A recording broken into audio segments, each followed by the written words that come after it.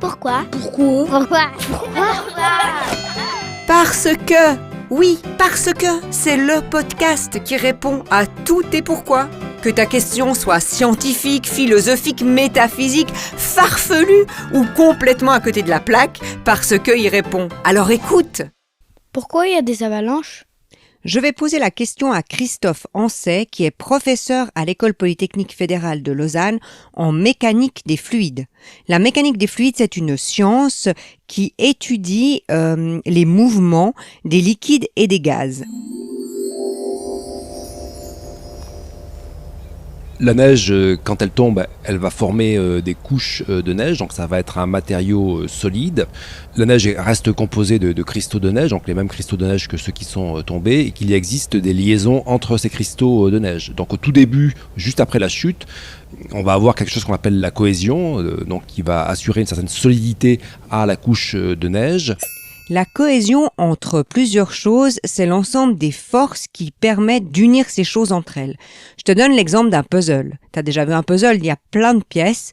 Si le puzzle a une cohésion très forte, les pièces tiennent vraiment bien entre elles et c'est très difficile de les séparer.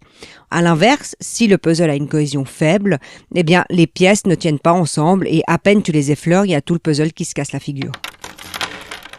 Donc au tout début, les cristaux de neige viennent de tomber. On aura une neige qui aura strictement aucune cohésion. Donc si on skie sur cette neige, on risque pas de déclencher d'avalanche. Au fur et à mesure, on va avoir un processus qui va transformer donc ces contacts entre grains et qui vont former des mini ponts de glace. C'est exactement ce qui se produit lorsque tu mets ton doigt à l'intérieur du congélateur, car l'humidité du doigt va instantanément geler, donc il va y avoir un petit pont de glace entre la peau et la paroi. Au ski, une fois mon doigt est resté collé à un poteau. Donc ce processus-là existe également pour les cristaux de neige et donc à ce moment-là on commence à avoir une cohésion un peu plus importante. Donc pour le skieur, on aura toujours l'impression d'avoir une neige poudreuse, mais elle commence à acquérir une certaine cohésion. Ce qui fait, c'est là où ça devient dangereux, que lorsqu'on déclenche une avalanche, donc en skiant, là, on va avoir une fracture qui va se propager, qui va concerner des surfaces beaucoup plus importantes et à ce moment-là on met en mouvement des volumes de neige qui sont extrêmement importants. C'est là le danger pour le skieur. Mais il y a aussi des avalanches qui se déclenchent toutes seules. Ça se passe comment ? On va avoir normalement au cours de la saison une augmentation de la température, donc soit apport de pluie, soit sous l'effet du soleil ou de l'augmentation de la température de l'air. Et donc ces cristaux de neige vont commencer à changer de forme, ils vont commencer à s'arrondir et les contacts entre ces grains-là vont également changer. À cause de la chaleur, les petits ponts de glace dont on a parlé tout à l'heure fondent au fait et du coup ça n'assure plus la cohésion des grains de neige. Et donc à la fin du printemps, le manteau neigeux commence à fondre de plus en plus et donc on a une neige qui est vraiment sans cohésion. Elle tient pas bien. Et donc ces avalanches de printemps, c'est des avalanches qui n'ont pas besoin d'un skieur pour se déclencher. Elles peuvent partir de manière totalement spontanée. Alors les avalanches, c'est seulement au printemps? Alors non, il peut y avoir des avalanches à tout moment de la saison.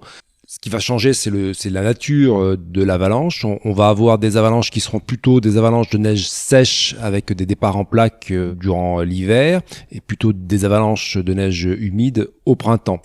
Une avalanche de plaques, c'est au fait une avalanche où il y a une couche de neige qui a une bonne cohésion, qui repose sur une couche de neige qui n'en a pas. Et du coup, c'est la couche du haut qui a une bonne cohésion qui part complètement. Ça fait comme une grosse plaque de neige qui descend. C'est très impressionnant.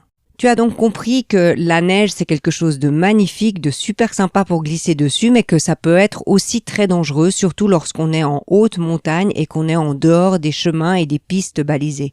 Il faut vraiment être très prudent. À bientôt. Ciao. Parce que, un podcast d'Iseut Terola.